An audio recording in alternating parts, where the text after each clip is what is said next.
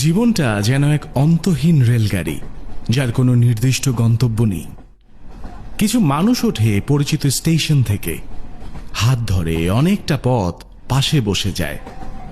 আবার কেউ কেউ অচেনা কোনো বাঁকে হুট করে নেমে পড়ে, শুধু জানালার কাছে রেখে যায় আবছা স্মৃতি।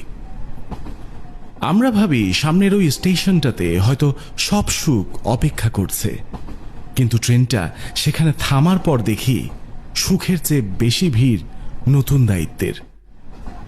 কিছু কামরা জুড়ে কেবল উৎসবের আলো আর হাসির শব্দ, আবার পাশের কামরাটাই হয়তো একদম একা, অন্ধকার, শুধু হুইসেলের শব্দে দীর্ঘশ্বাস ভাসে। তবু এই ট্রেন কখনো থেমে থাকে না। পুরনো যাত্রীরা নেমে গেলেও নতুন মুখ উঁকি দেয় দরজায়। ভাঙা স্বপ্নগুলো জানালার বাইরে ফেলে দিয়ে আবার নতুন করে পথের দিকে তাকাতে হয়। এই অন্তহীন চলার নামই হয়তো জীবন, যেখানে প্রতিটা স্টেশন একটা নতুন শুরু, আর প্রতিটা ছেড়ে আসে স্টেশন একটা না বলা গল্প।